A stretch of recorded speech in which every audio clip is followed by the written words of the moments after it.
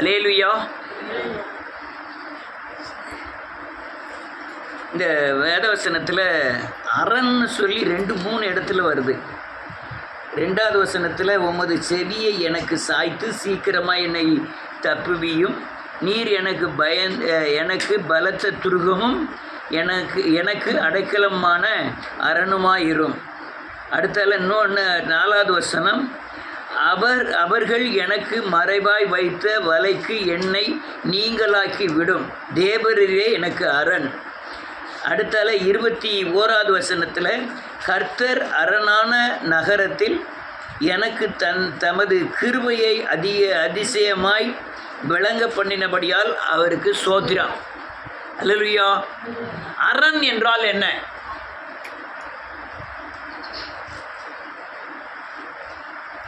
என்ன எல்லாரும் இது தமிழ் வேர்டு தானே அரண்.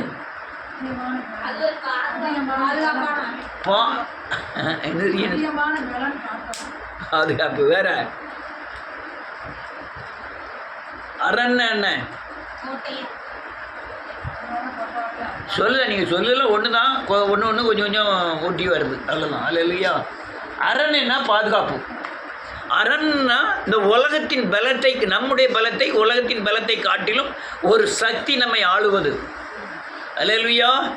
அரண் என்றால் நம்முடைய தகுதிக்கு மிஞ்சின காரியம், நம்மை பாதுகாப்பது. அல்லேலூயா. இப்போ நம்ம எதை அரண் நினைக்கிறோம்? பணத்தை.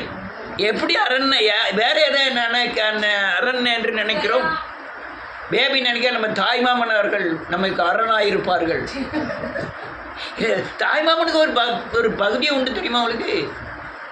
ஒரு இதே உண்டு. தாய்மாமன் ஒரு இப்போ அப்படி இல்லை, முன்னாலெல்லாம் தாய்மாமனுக்கு ஒரு தகுதி, ஒரு மதிப்பு எல்லாம் உண்டு.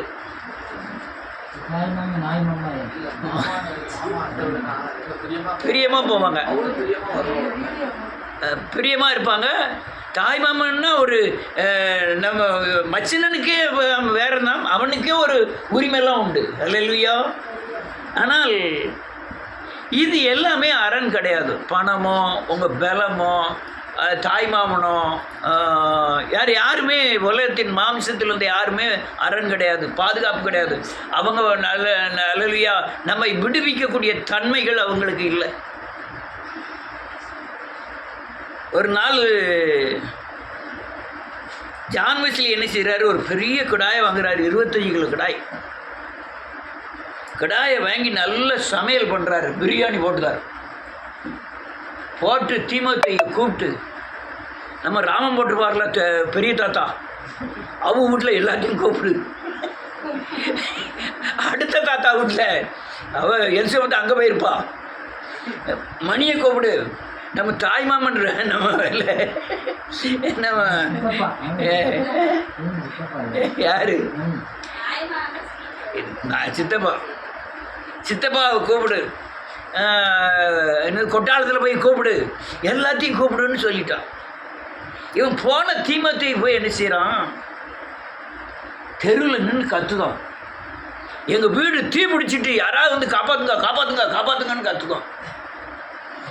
பெரிய தாத்தா நினைச்சாரு, டபக்குன்னு பிள்ளைகளை தூப்புற உள்ளே அடைச்சி கதவை பிடிக்கிறாரு. பெரியப்பா நினைச்சாரு, பெரியம்மா மேலே மாடியிலேருந்து கீழே பார்க்காங்க.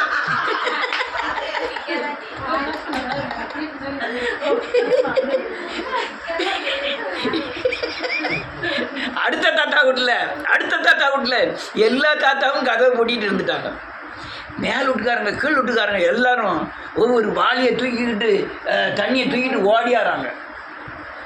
உடனே ஜான் வெஸ்லிக்கு கோபம் வந்துட்டு, எல்லாம் நான் யாரை போய் கூப்பிட்டு வர சொன்னேன், நீ யாரெல்லாம் கூட்டிகிட்டு வந்திருக்க? சொந்தக்காரங்கள்லாம் ஓடிட்டாங்க, கதவடைச்சிட்டாங்க, கதவை கூட்டிட்டாங்க. யாரோ ஒரு ஆட்கள் வந்து வாளி எடுத்துகிட்டு தண்ணி எடுத்துகிட்டு வந்து நம்ம வீட்டை அணைக்க வராங்க. இவங்க தான் நமக்கு சொந்தக்காரங்க.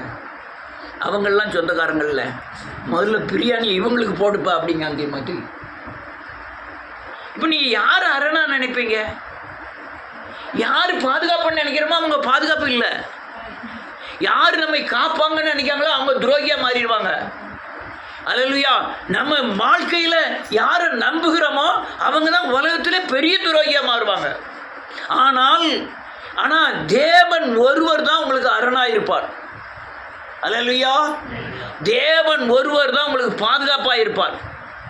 நீங்கள் தீமை செய்யுங்க, நீங்கள் அதிகமான பாவம் செய்யுங்க, அப்படின்னாலும் உங்களை மன்னிச்சு தன்னுடைய பிள்ளையாக ஏற்றுக்கொண்டு பாதுகாக்கிற ஒரே கடவுள் இயேசு கிறிஸ்து மட்டும்தான். நம்ம நீதி செய்ததை விட அநீதி செய்தது தான் அதிகம். அநீதிக்கெல்லாம் தண்டனையை கணக்கு பார்ப்பாருன்னா யாராவது ஒரு முன்னால் நிற்க முடியுமா? முடியாது.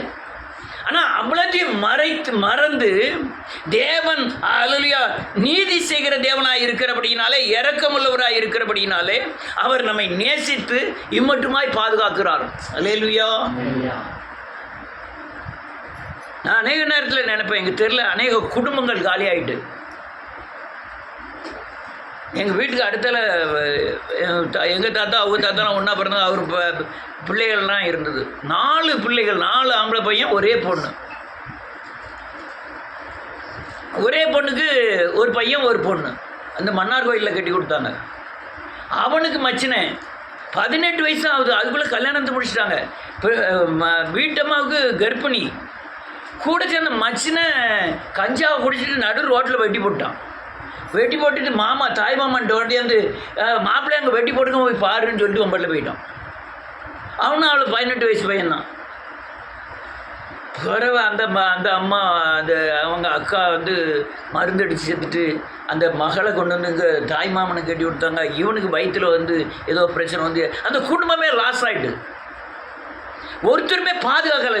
அவங்க சேவித்த தெய்வங்களோ அவங்க பின்பற்ற மனுஷர்களோ யாருமே அந்த இடங்களில் பாதுகாக்கவே முடியாது. இந்த குடும்ப சூழ்நிலை, நம்முடைய சக்திக்கு அப்பாற்பட்ட கிரியைகள், நமக்கு என்ன செய்யறது, இதுக்கு பூராமே தேவன் தான் அரண். உங்களுக்கு கண்ணுக்கு தெரியுதுக்கு நீங்கள் பாதுகாப்பீங்க. கண்ணுக்கு தெரியாத ஒரு சக்தி ஆளும்போது நீங்கள் யாரை புகலிடமாக ஏற்றுக்கொள்வீர்கள்? தேவன் அகரன். தேவன் தான் உங்களை பாதுகாக்க முடியும். அவர் தான் உங்களுக்கு கோட்டையாக இருப்பார், பலனாக இருப்பார், கேடகமாக இருப்பார். அவர் தான் துருகமாக இருப்பார். இல்லைன்னா நீங்கள் எதை நம்பினாலும் நீங்கள் தோற்று போவீங்க. அல்லேலூயா. எதை நம்பினாலும் தோற்று போவீங்க. பணமும் பராக்கிரமும் எல்லாமே தோற்று போகும். பலம் பராக்கிரமம் எல்லாமே தோற்று போகும். கர்த்தருடைய ஆவியானவர் ஒருவர் தான் உங்களை அல்லேலூயா கடைசி வரை நடத்தக்கூடிய ஒரு சக்தி உடையவர். அல்லேலூயா. அரண் என்றால் அல்லேலூயா 21வது வசனம்.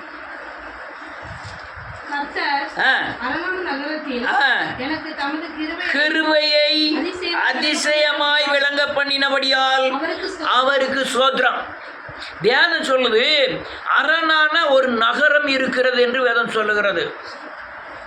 அரணான நகரம்னா அரணான ஒரு தேசம், அதாவது பாதுகாப்பான தேசம். அந்த அரணான நகரத்திலே அவர் தன்னுடைய கிருபையை நமக்கு விளங்க பண்ணுகிறார். அந்த கிருபையை விளங்க பண்ணி நிமித்தம் அல்லேலூயா அதிசயங்களை காண பண்ணுகிறார். அதனால அவருக்கு சோதனம் பண்ணணும். அல்லேலூயா. இப்போ இருக்க நம்ம வாழ்கிற நகரம் இருக்க ரொம்ப மோசமான நகரம். அல்லேலூயா. மோசமான நகரம். நீங்கள் வெளிப்புறமான ஆட்களை தான் பார்க்குறீங்க. அந்தரங்கத்தில் உள்ள மனுஷர்களை தேவன் தான் பார்க்குறாரு.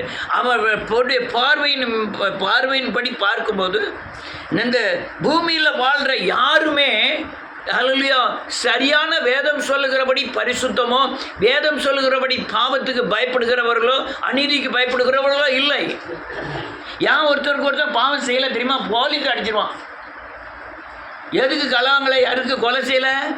கோர்ட்டுன்னு ஒன்று இருக்குது, போலீஸுன்னு ஒன்று இருக்குது, சட்டம்னு ஒன்று இருக்குது. அவங்க மட்டும் இல்லைன்னா துணிகரமாக அடிக்க ஆரம்பிப்பாங்க. அல்லேலூயா. காங்கிரஸ் கவர்மெண்ட் இருக்குந்தனையும் சபைகளுக்கு பாதுகாப்பாக தான் இருந்தது. பிஜேபி கவர்மெண்ட் வந்த மறு நிமிஷம் 6 மாதத்தில் ஏகப்பட்ட சர்ச்சைகளை அடித்து நோறிட்டான். அல்லேலூயா. அரண் இல்லை, பாதுகாப்பு இல்லை. இப்போ எந்த கவர்மெண்ட் வந்தாலும் ஒரு கோணத்தில் ஒரு பகுதி மக்கள் பாதிக்க தான் படுவாங்க. அல்லேலூயா. ஒரு கோணத்தில் மக்கள் பாதிக்கப்படுவாங்க. அப்போ வேதம் சொல்லுது அரணான ஒரு நகரம் இருக்கிறது. அந்த நகரம் என்ன நகரம்ங்கிறது தான் நான் இப்போ உங்களுக்கு சொல்ல போகிற காரியங்கள். நான் ஒரு நகரத்தில் இருந்தேன். அங்கே ஆளுகிறவன் வேற. அவனுடைய சொல்லுக்கு கேட்டு தான் நான் அவனுடைய சட்டத்துக்கு உட்பட்டு தான் இந்த பூமியில் வாழ வேண்டியதாக இருந்தது. அவன் யாரையும் நொறுக்குவான், யாரையும் அடிப்பான், யாரையும் அல்லேலூயா நிந்திக்க செய்வான், மரணத்தை சந்திக்க வைப்பான், கொடூரமான மரணங்களை அனுப்புவான். அந்த நகரத்தின் அதிபதி அல்லேலூயா பிசாசு. ஆனால் அந்த நகரத்தில் இருக்கும்போது அடிமைத்தனத்தில் இருந்தோம். அந்த நகரத்திலிருந்து சமாதானமற்றவர்களாக இருந்தோம். நான் பூமியில் அநேகரை பார்த்துருக்கிறேன்.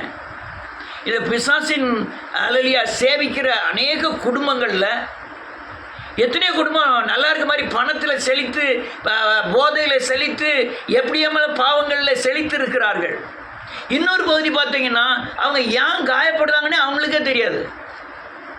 அவங்கள கேட்பார் இல்லை, விசாரிப்பார் இல்லை, ஏன் அப்படி சங்கடப்படுறாங்கன்னு கேட்கறதுக்கு நாதி இல்லை. படுக்கையில் கிடக்கும், இன்னொரு பிள்ளைக்கு உடம்பு சரியில்லை. இது பக்கத்து வீட்டு பொம்பளையாள். நம்ம வீடு மாற்றி அங்கே போன அன்னைக்கு கொஞ்சம் சுண்டல்களை கொண்டு பிள்ளைகளுக்கெல்லாம் கொடுத்துது. ஒன்று தங்க கொடுத்துறாரு சாமி வச்சதெல்லாம் நாங்கள் சாப்பிட மாட்டோம். அதில் முனைச்சிக்கிட்டு இருந்தது தான் பயங்கர முனைப்பு கடைசி வரையும். ஆனால் நல்ல பொம்பளையார். யான்னு கேட்டால் இவெல்லாம் அங்கே இருந்தாலும் சரி, நான் எங்கள் வீடு முத்தங்கிட்டோம்னா எல்லாம் நல்லா தொளிச்சு கோலம் மாத்திரம் போடாது, அங்கேருந்து இங்கே வரையும் டெய்லிக்கு தொளிச்சிடும். இல்லையா? ஆனால் தொளிச்ச பிறகு நம்ம அப்படின்னு நடந்து போனால் காலில் உள்ள மண் படும்ல, உடனே முணங்க ஆரம்பிச்சிடும், வாழை ஏசிக்கிட்டு இருக்கும். நான் ஒரு நாள் கூப்பிட்டு சொல்கிறேன், ஏம்மா நான் தங்க ஊசின்னு கண்ணில் குத்திக்கிட்ட முடியுமா? எங்கள் வீட்டை தொளிக்கலாம், நீ ஏசெல்லாம் நான் கேட்க முடியுமா? முணங்கிக்கிட்டே இருக்கேன், பேசுனா நேரில் பேச அப்படின்ட்டேன். அதுக்கப்புறம் என்கிட்ட பேசவே இதுவரையும் பேசாது, அவங்ககிட்ட பேசிக்கிடும். அது நேற்று கூப்பிட்டு எங்கள் வீட்டில் இவ்வளோ சங்கடம், இவ்வளவு பிரச்சனை இருக்குது எங்களுக்காக. எனக்கு பெரிய ஆச்சரியமாக போச்சு. பகைக்கிறவர்களையும் உனக்கு சமாதானமாக்குவாராம். வேதம் சொல்லுது, உனக்கு எதிராக இருக்கிறவர்கள் உன் சமீபத்தில் வருவார்கள், உன் பக்கத்தில் வருவார்கள். அது சொல்லுது. அவர்கிட்ட கூப்பிட்டு, என் மக தற்கொலை பண்ணிக்கிடுவாங்க, வருமானத்துக்கு மிஞ்சின செலவாக இருக்குது, கடன்காரன் வீட்டு வாசலில் நிற்கான், அல்லையா வீட்டில் இவ்வளோ குடும்ப பிரச்சனைகள் இருக்குது, எங்களுக்காக நீங்கள் என்ன செய்தீன்னு தெரியல, ஜாலியாக இருக்கல. அதுக்கு அதான் அல்லேலூயா. அவனுடைய நீங்கள் யாராக இருந்தாலும் சரி, அவன் துட்டு உள்ளவன் சமாதானமாக இருக்கான்னு நினைக்காங்க. அவனும் பிசாசின் பிடியில் இருக்கிறதுனால சமாதானம் மற்றவனாக தான் மாற்றுவாங்க. பிசாசின் தன்மை என்ன தெரியும்? பிசாசின் இறை என்னது?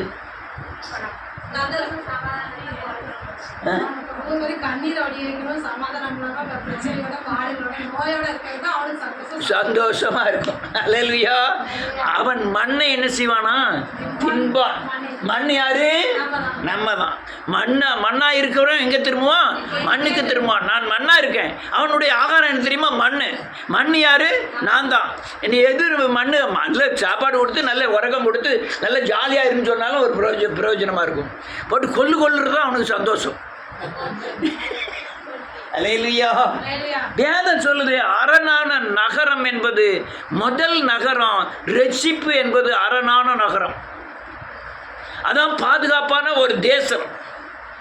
நீங்க ரட்சிக்கப்படுவதற்கு முந்தி எங்க இருக்கீங்கன்னா பிசாசுக்குள்ள இருக்கீங்க. ரட்சிக்கப்பட்ட உடனே யாருக்குள்ள வந்துருந்தீங்க? தேவனுக்குள்ள வந்திருக்கோம். தேவ பாதுகாத்துக்குள்ள வந்திருக்கோம். இயேசுவின் ரத்தத்துக்குள்ள வந்திருக்கோம். அது ஒரு பெரிய ஒரு தேசம். ரட்சிப்பின் தேசம் என்னது? பெரிய ஒரு தேசம். அங்கே ரத்தம் தான் என்னது? அரண். ரத்தம்னா என்னது? பலி. இயேசுவின் பலி தான் ரட்சிப்பை கொண்டு வருது.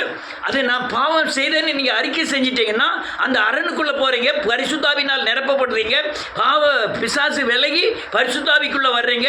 உங்கள் சிந்தனை, செயல், நாட்டம் எல்லாமே இயேசுவை நோக்கி இருக்கும். அது உங்களுக்கு பாதுகாப்பான அரணாக இருக்கும். அல்லேலூயா. நான் அதுக்காண்டி அநேக நேரம் சொல்லுவேன், என்ன வந்தாலும் மனம் திரும்பு. நீ பாவம் செஞ்சிட்டியா சரி, ஏசிட்டியா சரி, அல்லது ஏதோ தீமை செஞ்சிட்டியா சரி, நீ மனம் திரும்ப, உனக்குள்ள ஆவியானவர் வரட்டும், அவர் நடத்துவார். நீ அதுக்கு முந்தி இருந்த அறிவு, அதுக்கு முந்தி இருந்த யோசனைகள்லாம் வேற இருக்கும். நீங்கள் பாவம் செஞ்ச பிறகு அல்லையா, நீங்கள் அறிக்கை செஞ்ச பிறகு உங்களுக்குள்ள பரிசுத்தாவி வந்த பிறகு உங்களுடைய வாழ்க்கையே மாறிடும். ரட்சிப்பு தான் சரியான ஒரு முதல் அரணே அதான். அல்லேலூயா. ரட்சிப்பு தான் அந்த முதல் அரணே அதான், பாதுகாப்பே அதான். ரட்சிக்கப்படணும். என்னைக்கெல்லாம் ரட்சிக்கப்படணும்? நெதம் ரட்சிக்கப்படணும், நெதம் பரிசுத்தமாகணும். ஐம்புலன்களில் எங்கேயாவது ஒரு பாவம் நடந்துட்டா உன் அல்லேலூயா பிசாசு உன் ஆத்ம கண்களை கெட்டுவதற்கு உண்டான வழி அதுதான். எது? கலாகலட்சம் இல்லை. நான் சொல்கிற வார்த்தைகளை புரிஞ்சுக்கிடணும். நீங்கள் எந்த பாவம் செய்யலைங்களோ உங்கள் ஆத்ம கண்கள் என்ன செய்யப்படும்? கட்டப்படும். அதுக்கப்புறம் நீங்கள் அல்லேலூயா அநீதி செஞ்சாலும் உங்கள் மனசுக்கு அது நீதின்னு சொல்லும். ஆனால் நீங்கள் ரட்சிக்கப்பட்டாதான் நீதியை நீதியின் கண்டுவிட முடியும், அநீதியை அநீதியின் கண்டுவிட முடியும். அதை உணர்த்துகிறவர் பரிசுத்த ஆவியானவர். இல்லைன்னா நீங்கள் மனம் திரும்பதுக்கு வேண்டிய பிசாசின் ஆளுகையில் இருக்கும்போது நீங்கள் களவாண்டாலும் பொய் சொன்னாலும் கொலை செஞ்சாலும் இச்சித்தாலும் அது தவறு இல்லைன்னு சொல்லதுக்கு உள்ள ஒரு மனுஷன் இருந்து அது நீதின்னு சொல்லுவான். அது நீதி இல்லை. தேவனுக்கு விரோதமாய் உங்களை திருப்பக்கூடிய மகாபரிய சக்தி. உங்களை தேவனை விட்டு என்ன செய்யணும்? பிரிக்கணும். அதுக்கு வழி என்ன? நீ பாவம் செய்ய வைக்கணும். ஆனால் உங்களை பரிசுத்தமாயிட்டேன்னா உங்களுக்குள்ள வாரவர் பரிசுத்த ஆவியானவர். அவர் சொல்வார் பாவத்தை குறித்தும் அவர் உள்ள செஞ்ச காரியங்களை அப்பதான் உணர வைப்பாரு. நீ செஞ்சது பாவங்க, அதுதான் சரியான ஒரு நகரம். அது ஒரு அரணான நகரம். அதுக்குள்ள பிசாசுல நுழைய முடியாது. இயேசுவின் ரத்தத்துக்குள்ள பிசாசு நுழைய முடியாது. அல்லேலூயா. ரெண்டாவது நகரம் ஜீவன் உள்ள ஒரு தேசம். சொல்லுங்க. அடுத்த கடைசியில் கேட்பேன் என்னெல்லாம் நகரம். முதல் நகரம் என்னது? அந்த அரணான நகரம் தான் என்னது? ரட்சிப்புங்கிற அரணா. ரெண்டாவது நகரம் ஜீவன் உள்ளவருடைய தேசம். அது சங்கீதத்தில் எங்கே எழுதியிருக்கு தெரியல. ஜீவன் உள்ளவருடைய தேசம் என்பது ரட்சிக்கப்பட்டவர்களாக இணைகிற இடம். நான் ஜெபம் பண்ணுறேன், நான் தனியாக ஜெபம் பண்ணுறேன், தனியாக வேதத்தை வாசிக்கிறேன், எனக்கு இந்த விசுவாசிகளோட ஐக்கியம் இல்லைன்னா நீ எங்கேயோ ஒரு பிசாசின் பிடியில் இருக்குன்னு அர்த்தம். நீ வேதவசனம் தெரிஞ்சாலும் சரி. ஆண்டவர் யார் கூட போய் உட்காந்து சாப்பிட்டார் தெரியுமா? அவர் படைத்த அவர் அல்லேலூயா அந்த பூமியில் அவனுடைய ஆயுசு நாட்களை அறிந்திருந்தார். அவன் 3ஆம் தலைமுறை 4ஆம் தலைமுறை வரை அறிந்திருந்தார். அவனோடு கூட உட்கார்ந்து சாப்பிட்டாரு. அதோட 100 வார்த்தை சொன்னார். நானே இவர்களுடைய கால்களை கழுவுனது உண்டானால் யார் கழுவுதா? யாரை கழுவுதா? நம்ம ஏமாத்துறோம். நம்ம படிப்பு, நம்ம வேத அறிவு ஏமாத்துறோம், நம்மளுடைய ஜெபம் ஏமாத்துறோம். அப்போ நீங்கள் அல்லேலூயா அந்த ஜீவனுள்ள ஜீவனை பெற்றவர்களுக்கு உடைய ஐக்கியம் தேவை. நீங்கள் உங்கள் மனசும் அவங்க மனசும் ஒன்று போல இருக்கணும். அல்லேலூயா. ஏதோ ஒரு அறிவு இருக்க மாதிரி, ஏதோ ஒரு உங்கள் புத்தி உங்களை ஆளுகை செய்கிறது மாதிரி, ஏதோ ஒரு சக்தி உங்களுக்குள்ள இருக்கிற மாதிரி நீங்கள் நடந்துக்கிட்டீங்கன்னா இந்த ஜீவனுள்ள தேசத்தில் உள்ள இந்த பரிசுத்தவான்களோட நீங்கள் ஐக்கியம் இருக்கவே முடியாது. நல்ல கழுங்க தாழ்த்தினா மட்டும்தான் நீங்கள் அவங்களோட ஐக்கியப்பட முடியுமே தவிர, இல்லைன்னா நீங்கள் பரியாசோதடுகளாய் மாறிவிடுவீர்கள். உங்களை தாழ்த்தினா தான் உங்களுக்குள்ளே பாவங்களும் உங்களுடைய சிறுமைகளும் உங்களுக்கு அறிய முடியும். நீங்கள் தாழ்த்தாவிடில் அடுத்தவங்களுடைய குற்றம் உங்களுக்கு தெரியும். அல்லேலூயா. நீங்கள் தாழ்த்தலாம், அப்போதான் உங்களுடைய குற்றம் உங்களுக்கு புரியும். யாரு கூட நீங்கள் ஐக்கியம் இல்லைன்னா நீங்கள் ஜீவனுள்ள உயிர் பெற்றோர் அல்லையா மனம் திரும்பி ஜீவனை பெற்ற கிறிஸ்துவின் ஆளுகைக்கு உட்பட்ட அந்த நகரத்துக்குள்ளே நீங்கள் பிரவேசிக்க முடியாது. நான் யார் கூட ஐக்கியப்பட்டுருவேன். ஏன்னா என்னுடைய மேன்மையை நான் ஒரு நாள் உணர்ந்ததில்லை. என்னுடைய சிறுமையை உணர்கிறேன், என் பாவத்தை உணர்கிறேன். அல்லேலூயா. ரெண்டாவது நகரம் என்னது? ஜீவனுள்ள நகரம். மூணாவது நகரம் பரிசுத்த ஆவியினால் நடத்தப்படுகிற ஒரு வாழ்க்கை. அல்லேலூயா. 2 ஆவிகள் இருக்கிறது. நீ பாவம் செய்யும்போது உனக்கு ஆளுகிற ஆவி அசுத்த ஆவி. அதனுடைய ஆளுகை, அதனுடைய ஆலோசனை, அதனுடைய நடத்துதல் உண்டு.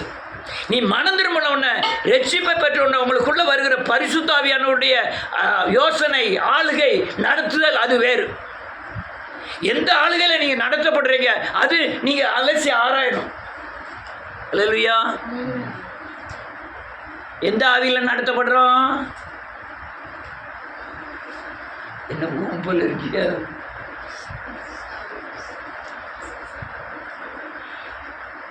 பரிசுத்தாவினால் நடத்தப்படுவீனால் நீங்கள் வசனத்தின்படி நடப்பீர்கள். அசுத்தாவினால் நடத்தப்படுவீனால் உங்கள் புத்தின்படி நடப்பீர்கள். நீங்கள் நடக்கிற, பேசுகிற, யோசிக்கிற எல்லா காரியமும் வசனத்துக்குள்ளே வந்தால் நீங்கள் பரிசுத்தாவினால் நடத்தப்படுகிறீர்கள். அல்லையா? வசனத்துக்குள் வராத எந்த நடக்கையும், யோசனையும், பேச்சுகளும் அல்லையா நீங்கள் பிசாசின் துணையோடு நடத்துகிறீர்கள். அல்லையா? பரிசுத்தாவினால் நடத்தப்படுவீர்களானால் நீங்கள் இயேசுவை போல மாறிக்கிட்டே இருப்பீங்க. பரிசுத்தாவியானால் நடத்தப்பட்டால் பிசாசை ஜெயிச்சுக்கிட்டே இருப்பீங்க. ஆனால் பரிசுத்தாவினால் நடத்தப்படாமல் அசுத்தாவினால் நடத்தப்படுவீர்களானால் அசுத்தாவின் கிரியைகளே உங்களுக்கு ஜெயம் கொடுக்குற மாதிரியே சொல்லிக்கிட்டு இருக்கோம். அறிவு பெருத்தவன் பரிசுத்தாவி அறிவை தான் மேலே கொண்டு வரும், ஞானத்தை தான் மேலே கொண்டு வரும். இல்லை, அசுத்தாவி ஞானத்தை தான், உங்கள் சுய புத்தி தான் மேலே கொண்டு வரும். சுய புத்தியில் சாருகிறவன் மதிகேடன். அதனால் அநேகர் சுய புத்தியில் சார்ந்துக்கிட்டு அதை பிசாசுக்கு இடம் கொடுத்துட்டு தன்னை சுய ஞானியாக எண்ணுகிறார்கள். அல்லேலூயா. பரிசுத்தாவின் நடத்துதல் அன்பு, தாழ்மை, இணக்கம், அல்லேலூயா, சகித்தல், பொறுத்தல், அல்லேலூயா, இப்படி இருக்கும். நீ சுயபுத்தியில் நடந்தா ஒரு ஆள் ஒன்று பேசிட்டா கூட உங்களுக்கு பயங்கரமான கோபம் வந்துடும். அல்லேலூயா. ஆனால் நீ பரிசுத்தாவியில் நடத்தப்பட்டு ஒரு ஆள் ஒன்று ஏதாவது பேசிட்டாங்கன்னா கண்டுக்கிடவே மாட்டீங்க. அல்லேலூயா. அல்லேலூயா. அல்லேலூயா. அல்லேலூயா. அன்னைக்கு வந்தானா தங்கச்சியா மகளா?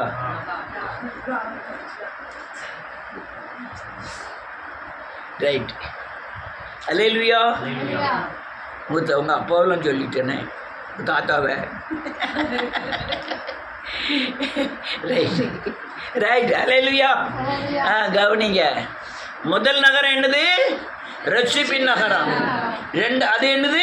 அரண். ரெண்டாவது நகரம் என்னது? நகரம். மூணாவது நகரம் பரிசுத்தாவினால் என்ன செய்யப்படுவது? நடத்தப்படுவது. நாலாவது அரண் பரலோக ராஜ்யம் உனக்குள் வருவது. அல்லேலூயா. என்ன ராஜ்யம்? எந்த ஈவும் பூர்ணமான வரமும் ஜோதிகளின் பிதாவினிடத்தில் இருந்து இறங்கி வருகிறது. நீங்க இந்த பரலோக ராஜ்யம் உங்களுக்குள்ள வரணும். நீங்க வரணும்னா இயேசுதான் கிறிஸ்துங்கிறத புரிஞ்சுக்கணும். அல்லேலூயா. இயேசு மரித்து அடக்கம் பண்ணப்பட்டு உயிர்த்து கிறிஸ்துவா என்ன செஞ்சிருக்காரு? வெளிப்பட்டிருக்கிறாருங்கிற தெளிவு இருந்ததுன்னா உங்களுக்குள்ள பரலோக ராஜ்யம் வந்துட்டுன்னு அர்த்தம். மாம்சமும் ரத்தமும் இதை வெளிப்படுத்தவில்லை, தேவனே உனக்கு வெளிப்படுத்தினார்னு சீமோன் பேதுருவை குறித்து இயேசு சொன்னார். அதுக்கப்புறம் தான் சொன்னாரு, இந்த கல்லின் மேல் என் சபையை, அது பாதாளத்தின் வாசல்கள் மேற்கொள்வதில்லை. உனக்குள்ள சபை கட்டப்பட்டுட்டு உனக்குள்ள இருக்கிற ஆண்டவர் மகிமைப்பட்டு கொண்டிருக்கிறார்னா பரலோகத்துக்கும் உனக்கும் தொடர்பு வந்துடும். அல்லேலூயா. நீங்க என்ன பூமியில கட்டுவீர்களோ பரலோகத்தில் என்ன செய்யப்பட்டிருக்கும்? என்ன கட்டபிழ்க்கிறீர்களோ பரலோக ராஜ்யத்தில் என்ன செய்யப்பட்டிருக்கும்? கட்டபிழ்க்கப்பட்டிருக்கும். அந்த திறவுகள் உங்களுக்கு தருவார். அல்லேலூயா. இதுதான் பரலோக ராஜ்யத்தின் பரலோக வாழ்க்கை, பூமியில் வாழ்வது. ராஜ்யம் என்றால் ஆளுகை. பரலோகத்தின் ஆளுகை உங்களுக்குள்ள வரணும்னா உங்களுக்குள்ள நீ இயேசு தான் கிறிஸ்துங்கிறத சரியான தெளிவு, இயேசு மரித்து அடக்கப்பட்டு உயிர்த்து கிறிஸ்துவா எனக்குள்ளே வாசமாய் இருக்கிறார்ங்கிற சொல்றதில்ல, தெளிவு இருந்ததுன்னா உங்களுக்குள்ள சபையை கட்டுவார். அந்த சபையில் இயேசு வீற்றிருப்பார். அப்போ பரலோகத்தில் இருந்து என்ன செய்தி கொடுத்தாலும் உங்களுக்கு கிடைக்கும். நீங்க கேட்கிற எல்லா பரலோகத்திலிருந்து கொடுக்கப்படும். அல்லேலூயா. இதுதான் பரலோக ராஜ்யத்தின் அரண். அல்லேலூயா. ஒன்றுக்கும் கவலைப்பட மாட்டீங்க. எல்லாத்தையும் சோத்திரத்தோடு கூடிய ஜபத்தினால் அவருக்கு தெரியப்படுத்திக்கிட்டே இருப்பீங்க. ஏன்னா உங்களுடைய ஆள்கை விஜய் இல்லை, யாரு? தேவன். தேவன் தான் உங்களை ஆளுவார். அல்லேலூயா. இதை நல்லா புரிஞ்சுக்கணும். ராஜ்யம் உங்களுக்குள்ள வரணும், பரலோக ராஜ்யம் எனக்குள்ள வரணும். அதுதான் நமக்கு பாதுகாப்பான ஒரு அரண். அல்லேலூயா. அடுத்த அரண் என்ன தெரியுமா? பரிசுத்த வாழ்க்கை, வசனத்தின் அடிப்படையில் வாழ்க்கை.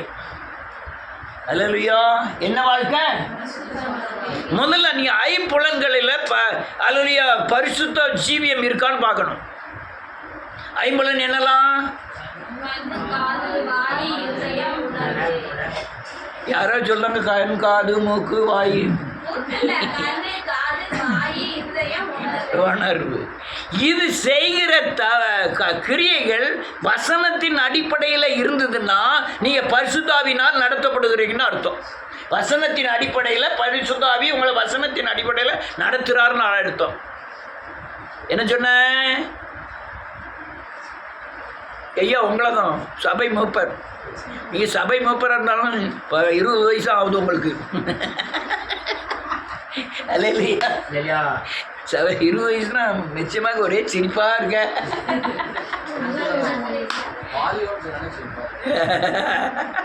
அல்லேலூயா. என்ன சொன்ன? வாழணும். ஐம்புலன்கள் சொல்லுங்க வசனத்திற்குள்ளே பரிசுத்த ஆவியானவர்னால் நடத்தப்பட வேண்டும். அப்போ உங்க ஆவியாத்மா சரீரம் பூராமே பரிசுத்தமாய் காத்துக்கொள்ளும். என்னடே சொன்னேன்?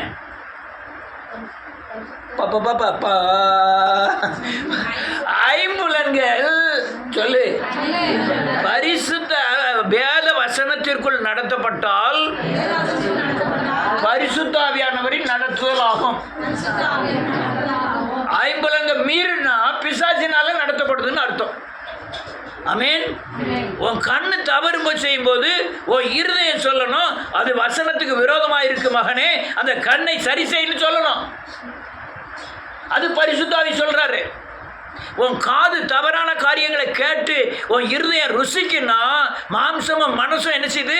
ஒருமனப்பட்டது போகுது. அது பிசாசின் கிரியைகள். இருதயம் சொல்லணும் உன் காது கேட்கிற அல்லையா சீரியல் சரியில்லைன்னு சொல்லணும். சீரியல் பார்க்க இல்லையா? இதுதான் சரியான அரண். உங்களுக்கு தட்டி கேட்க ஏசுறாரு கம்போர்டெல்லாம் வரமாட்டாரு.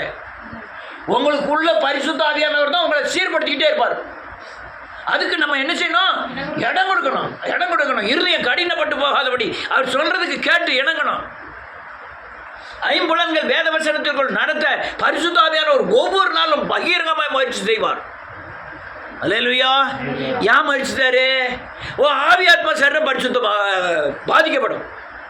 நீ ஐம்புலன்களை தாறுமாற விட்டாங்கன்னா உங்க ஆத்மாவோ ஆவியோ சரீரமோ பகிரங்கமாய் பாதிக்கப்படும். அதுக்காக வேண்டி தான் பரிசுத்த ஆவியானவர் பயங்கரமான வேதனைப்பட்டு உங்களுக்கு போதிச்சுக்கிட்டே இருப்பார். மிளாரினால் அடித்து சொல்லி கொடுப்பாரு. அல்லையா சிச்சையினாலே அடித்து சொல்லி கொடுப்பாரு. அது சொல்லிக் கொடுக்கும்போது இதுக்கு தான் நம்ம புரிஞ்சு சரியாக வந்துடணும். அல்லையா நீ சரியாக வசனத்துக்குள்ளே வந்துட்டீங்கன்னா அதை மாதிரி பாதுகாப்பு ஒன்றுமே கிடையாது. அல்லேலூயா. வசனத்தை பிடித்துக்கொண்டு சுடர்களை போல பிரகாசிக்கிற நீங்கள் வசனத்தின்படி நடப்பதுதான் எரிந்து பிரகாசிக்கிற விளக்காய் மாற முடியும். இது வசனம் உங்களுக்கு பல எல்லா காரியத்துக்கும் முடிவு வசனம்.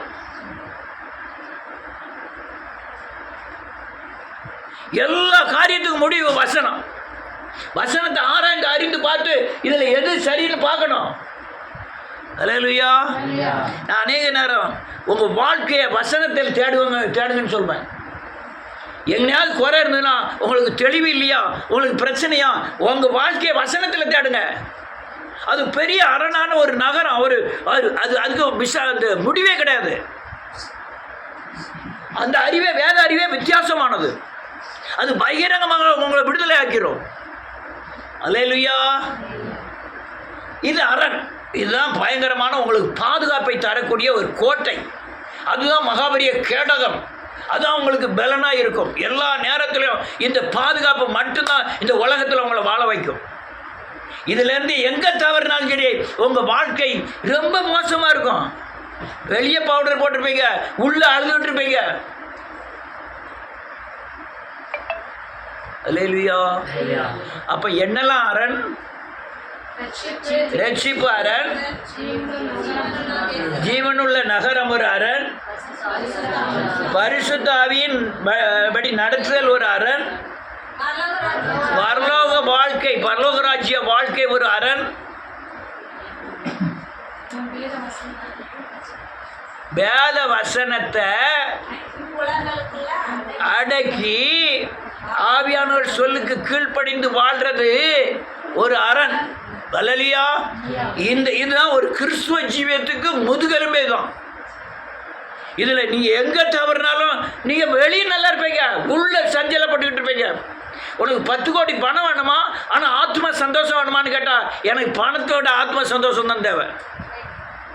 நீ பணம் ஆத்ம சந்தோஷம் இல்லைன்னா என்ன பிரயோஜனம் இருக்குது? நீங்கள் பணமே இல்லாமல் தேவன் உங்களோட உங்களுக்குள்ள தேவனுக்குள்ளே நீங்கள் இருந்து ஆத்ம சந்தோஷத்தோடு இருந்தாலே அது பெரிய கோடீஸ்வர தன்மைகள். அல்லேலூயா. இதெல்லாம் காரியங்கள். அதனால் இந்த அரணுக்குள்ளே எப்போதும் உங்களை காத்துக்கொள்வது நல்லது. வேறு யாராவது சொல்லலாம், யாரில் எதெல்லாம் அரண்? யாராவது ஒரு ஆள் சொல்லுங்க. கூட்டத்தோடு கும்பலாம் அடிக்கக்கூடாது. யாராவது ஒரே ஒரு ஆள் சொல்லுங்க.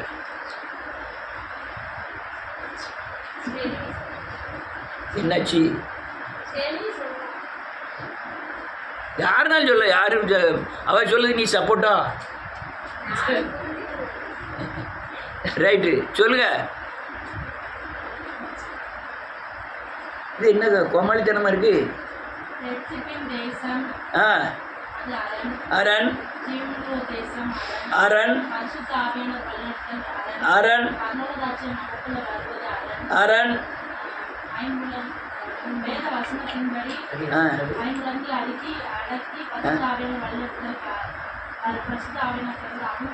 அரண்.